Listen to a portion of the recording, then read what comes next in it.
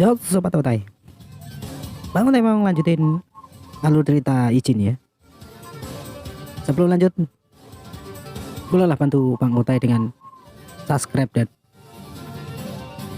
like ya, agar Bang Otai semangat lagi bikin kontennya. Tanpa lama lagi, mari kita ngebacot. Setelah izin membereskan Kiso dan Hejin hingga mereka berdua terpaksa pindah ke luar negeri. Para geng Hejin pun berkumpul di tempat karaoke yang dimana tempat itu mereka membuli Dayun ya. Mereka masih tak percaya kalau Hejin dan Kiso pindah ke luar negeri karena ulah dari opa si Dayun. Tiba-tiba pintu pun terbuka. Ternyata Hejin pun datang ke tempat itu. Mereka semua terkejut ya. Di sini Hejin berkata, kalau mereka pindah hanya 1 semester saja, lalu balik ke sekolahan lagi kalau sudah ayahnya membereskan masalah itu. Para geng Hejin pun merasa senang ya. Mereka menganggap 1 semester itu seperti liburan. Itu benar, ucap Hejin. Lalu mereka menanyakan kenapa geng Kiso susah dihubungi. Apa mereka sudah menghancurkan opa dari si Dayun itu. Di sini Hejin tak memberitahu ya, karena itu memalukan ya menurutnya. Warganya dihabisi oleh anak SMA. Hejin di sini ternyata belum kapok ya, malah berencana menghajar Dayun sekali lagi. Gak cuma itu, Hejin juga ingin kakek dari si Dayun dipecat dari pekerjaannya. Lagi asik mereka mengobrol, alangkah terkejutnya mereka melihat seorang pria yang menggunakan masker membuka pintu itu. Di sini Hejin ketakutan karena tahu kalau yang pakai masker itu adalah Ijin ya, opa dari si Dayun. Hei, kenapa kau di sini? Ijin berkata, kalian merencanakan sesuatu ya? Pasti itu sangat menarik. Dan kelihatannya semua wajah yang ada di video itu juga berada di sini. Kau bicara apa? Ucap mereka. Kalian seharusnya lebih tahu daripada aku. Tempat inilah kalian membuli Dayun dan merekamnya. Hejin mencari kalau Ijin menunggu mereka berkumpul ya. Kalian kenapa? Bukankah kalian suka memutar lagu dan kalian suka dengan suara kebisingan? Ijin kembali ke Kiso yang berada di rumah sakit ya. Ayah dari Kiso bertanya, di mana si Hejin? Dia sedang keluar bersama temannya, ucap si Kiso. Apa? Seharusnya dia tetap diam sampai hari keberangkatannya. Pak Kongres, hei, ada apa? Anda harus melihat berita ini. Alangkah terkejutnya Pak Kongres ya melihat isi berita. Terlihat jelas video Hejin membuli siswa lainnya, dan mereka tak segan-segan melukai murid lain. Jadi diperlihatkan Pak Ketua bertanya ke Ijin ya, hei anak SMA, kenapa kau melakukan itu? Aku pikir kau hanya akan membuat perjanjian dengan Pak Kongres. Janji? Jadi menurut Ijin, perjanjian dengan politikus itu nggak mungkin kayaknya. Tak pernah dengar ya, kayak di negara Konoha. Apa itu alasanmu? Kau pikir Pak Kongres akan diam saja melihat ini? Ucap Pak Ketua. Dia tak akan punya waktu untuk mengkhawatirkan itu. Fakta mengejutkan lain adalah ada juga bukti Pak Kongres melakukan penipuan suara, pencucian uang dan penghasutan, dan bukti-bukti sangat kuat dan meyakinkan hingga partainya akan melakukan investigasi menyeluruh. Hah? Jadi kau juga mencuri file pribadiku ya? Jadi kau ini sebenarnya siapa? Ijin menjawab, aku hanya anak SMA biasa. Cih, begitu ya, ucap Pak Ketua. Jin terlihat Ijin sedang duduk di kelas ya, sedangkan para cewek-cewek yang sedang mendekatinya. Hei Ijin, hari ini kau datang awal ya? Apa kamu tidak sibuk? Apa kau akan pulang dengan adikmu? Tidak, hari ini aku pulang sendiri. Benarkah? Bagaimana kalau kau pulang sekolah nanti kita nongkrong bareng? Ucap dari Yuchan ya. Lalu muncul Jaeyung Deepjin ya. Aku dengar rumor itu, ternyata kau yang mengirim Kiso ke luar negeri. Kupikir kalian keliru, ucap si Ijin. Ku dengar juga kau membantai geng Kiso di markas mereka dan kau melakukannya sendiri. Kalau mereka meninggalkan sekolah karena malu. Cih, para bajingan itu tak sadar diri ya. Mereka kalah 2 kali, pasti mereka sangat malu banget. Ucap Hyukjin ya. Hyukjin pasti sangat jago. Jadi apa yang terjadi waktu itu bukan sebuah kebetulan semata. Di sini Hyukjin berencana mengajak Ijin merayakan kepergian Giso dan membentuk sebuah tim. Maafkan aku sudah punya rencana hari ini, kata Ijin. Aku janji nongkrong bareng Hyuchan. Oh ya, benarkah? Lalu kita semua bisa main bareng kan? Bisa kan? Ucap dua koplak itu sambil mengintimidasi Hyuchan ya. Baiklah, sampai jumpa nanti ya. Hyuchan ini takut sama dua koplak karena selalu dibully. Oke, sini diperlihatkan Pak Guru yang masuk bersama 2 orang murid pindahannya. Hyuchan yang melihat murid itu pun terkejut. Lalu Ijin berkata, "Hei, apa kau mengenal mereka?" Tentu saja. Dia adalah Shin Yuna dan yang di sampingnya itu adalah Sukjo. Mereka selalu bersama-sama sejak kecil. Kudengar dia dibesarkan untuk menjaga Yuna. Mereka kembali setelah belajar di Amerika selama 2 tahun. Mulai sekarang ia bergabung di kelas kita. Sial, pertama Ijin dan sekarang Sukjo. Cih, sebaiknya aku tidak membuat masalah hingga lulus nanti, ucap dua koplak itu. Semua murid memandang ke arah Shin Yuna ya. Mereka sadar kalau Yuna ini lebih cantik dari sebelumnya. Lalu mata dari Sukjo pun mengarah ke Ijin. Yuna yang berjalan melirik ke arah Ijin juga, tapi si Ijin cuek aja. Yuna bertanya ke Sukjo, siapa dia? Apa dia artis?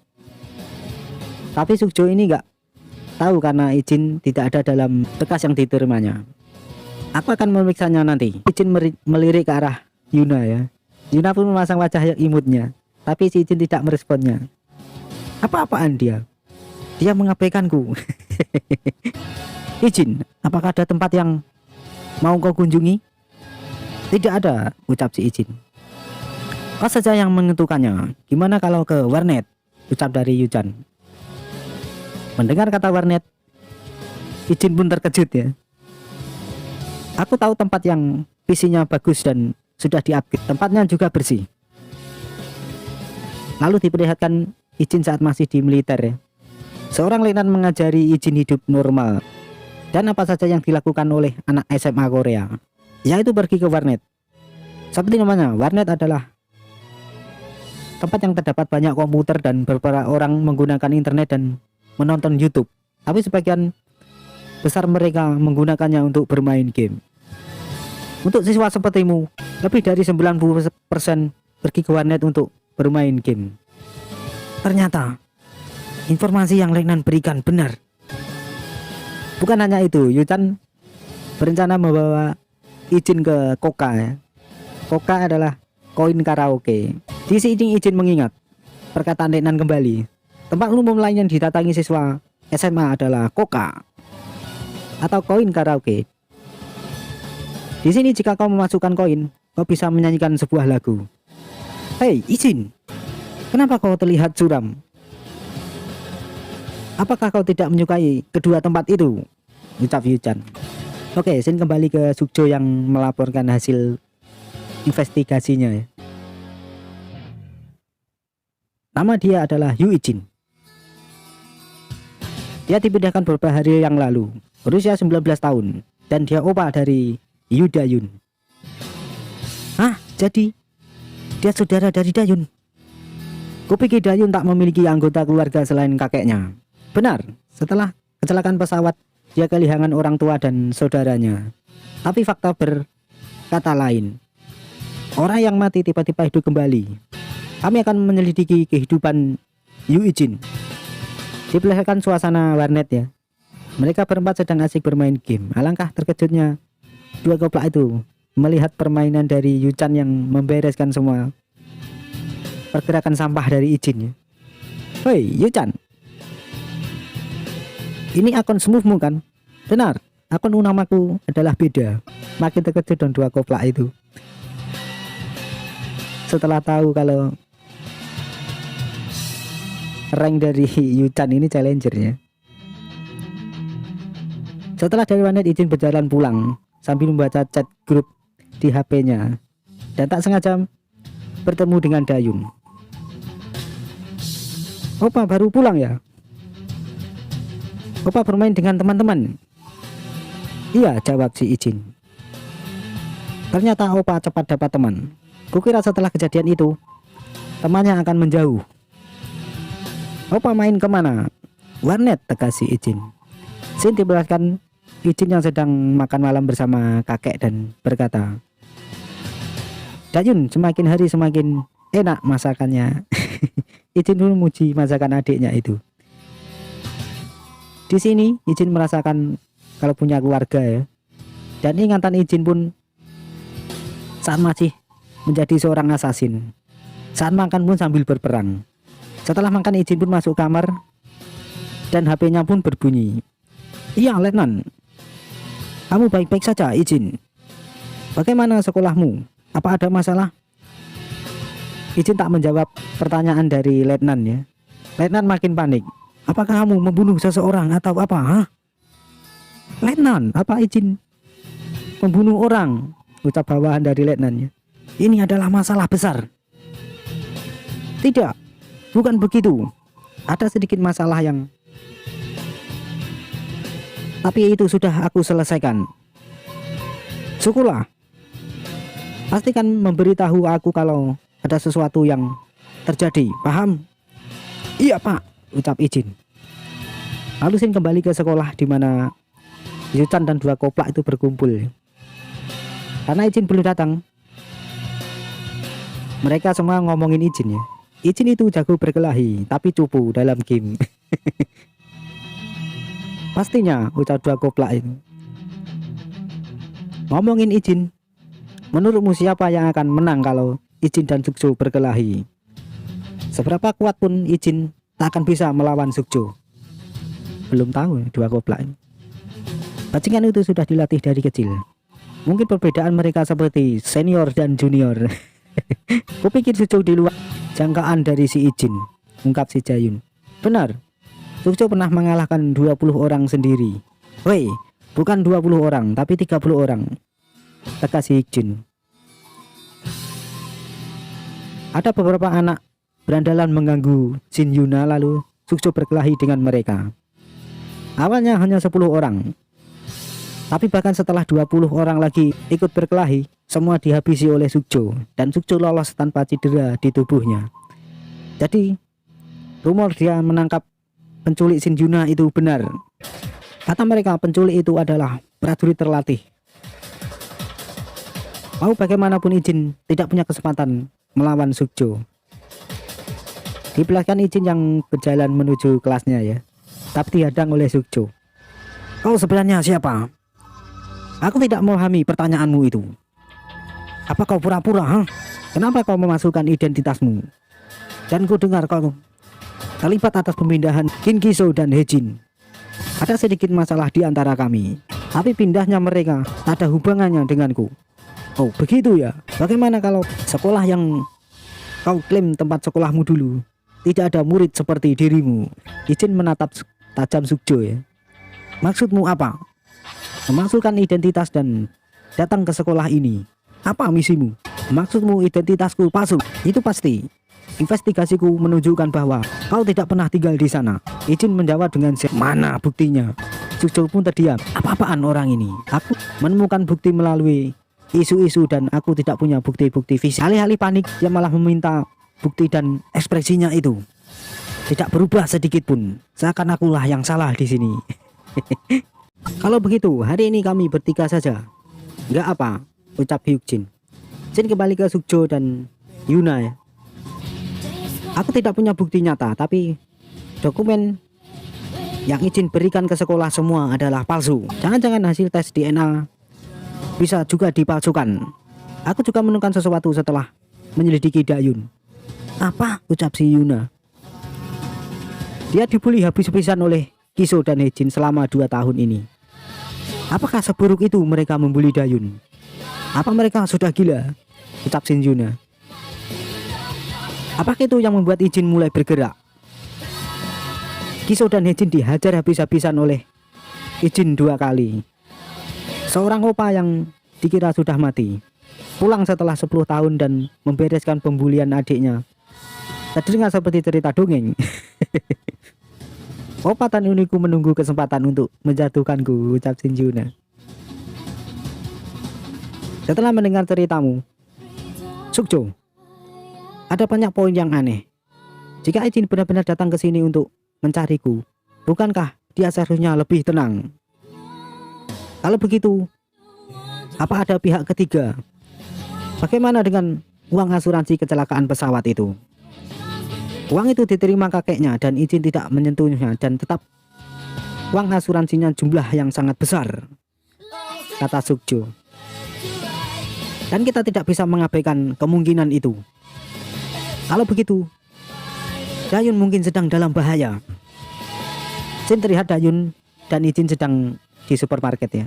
Opa, aku tidak mau membuat tidak nyaman, jadi aku tidak bertanya. Tapi Opa ngapain aja setelah kecelakaan pesawat itu? Opa tidak perlu menjawabnya. Nggak apa-apa kok. Lalu Ichin teringat saat masih menjadi assassin ya. Aku terkena trauma mental yang sangat parah. Jadi aku tidak benar-benar bisa beraktivitas. Lagi pula aku harus bertahan hidup di tempat di mana aku tidak memahami apapun semua yang orang itu katakan. Ichin, aku membuat diriku sibuk. Terlalu sibuk sampai tidak punya pacar. Ucap si Dayun sambil tersenyum ya. Dengan Shin Yuna sekelas dengan Opa. Shin Yuna, apa kamu mengenalnya?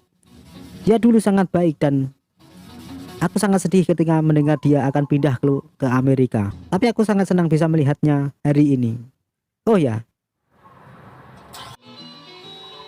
Dia bertanya, apa Opa sudah punya pacar? Apa? Ucap si Ichin.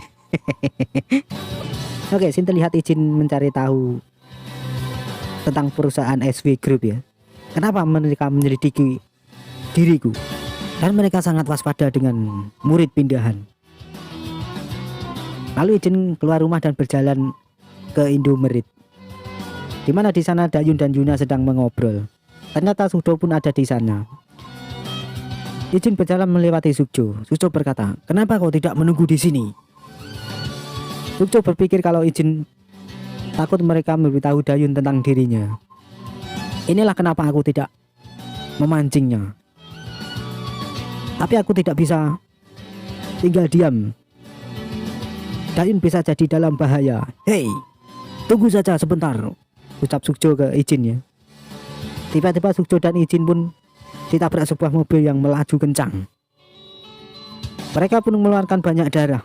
Mobil itu terus melaju ke arah Shin Yuna dan Dayun dan membawa mereka masuk mobil itu. Sukjo dan Ichin pun panik pun berlari ke arah mobil itu. Tapi mereka tak bisa mengejar karena mobilnya sangat cepat ya. Di sini Sukjo sangat marah. Begitu pula Ichin.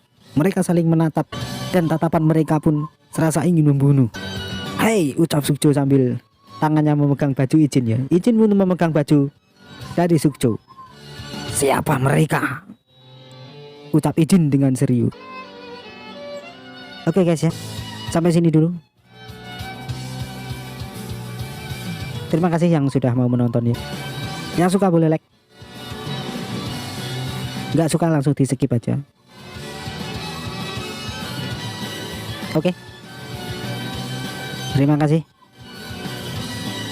Sayonara.